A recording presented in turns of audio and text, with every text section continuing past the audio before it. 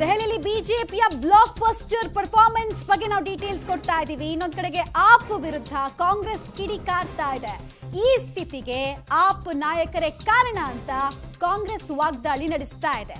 ದೆಹಲಿಯಲ್ಲಿ ಬಿಜೆಪಿ ಗೆಲ್ಲೋದಕ್ಕೆ ನೇರ ಹೊಣೆ, ನೇರ ಜವಾಬ್ದಾರರು ಯಾರು ಅಂತ ಕೇಳಿದ್ರೆ ruling party Aam Aadmi party. ಇವ್ರ ಕಾರಣಕ್ಕೆ ಇವತ್ತು ಬಿಜೆಪಿ ಗೆದ್ದಿರೋದು ಅಂತ ಕಾಂಗ್ರೆಸ್ ತನ್ನ ಫ್ರಸ್ಟ್ರೇಷನ್ ಅನ್ನ ಆಚೆ ಹಾಕ್ತಾ ಇದೆ.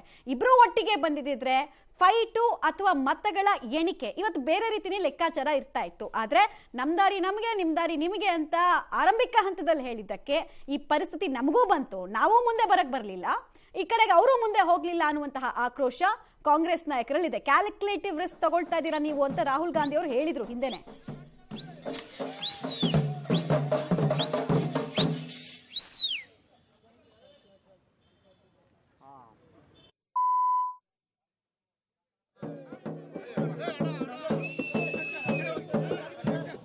ರಾಷ್ಟ್ರದ ರಾಜಧಾನಿಯಲ್ಲಿ ಒಂದು ಗೆಲುವು ಕೊಟ್ಟಿರುವಂಥದ್ದು ಇಡೀ ದೇಶಕ್ಕೆ ಒಂದು ಸಂದೇಶ ಕೊಡ್ತೀವಿ.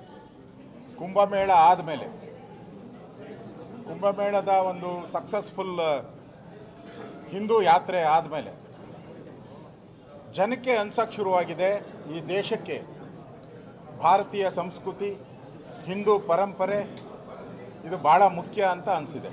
ಯಾಕೆಂದರೆ ಡೆಲ್ಲಿಯಲ್ಲಿ ವಾಸ ಮಾಡುವಂಥ ಭಾಳಷ್ಟು ಜನ ಉತ್ತರ ಪ್ರದೇಶದಿಂದ ಬಂದಂಥವ್ರು ಮತ್ತು ಅಲ್ಲಿ ನರೇಂದ್ರ ಮೋದಿಯವರ ವರ್ಚಸ್ಸು ಕೂಡ, ಅವರ ಅಂತಾರಾಷ್ಟ್ರೀಯ ನೀತಿಗಳು, ಮೊನ್ನೆ ಮಂಡಿಸಿದಂಥ ಬಡ್ಜೆಟ್ಟು 12 ಲಕ್ಷದವರೆಗೂ ಏನು ಟ್ಯಾಕ್ಸ್ ಫ್ರೀ ಕೊಟ್ಟರು ಅದು ಕೂಡ ಡೆಲ್ಲಿಯ ಜನತೆಗೆ ಭಾಳ ಅನುಕೂಲ ಆಗಿರುವಂಥದ್ದು.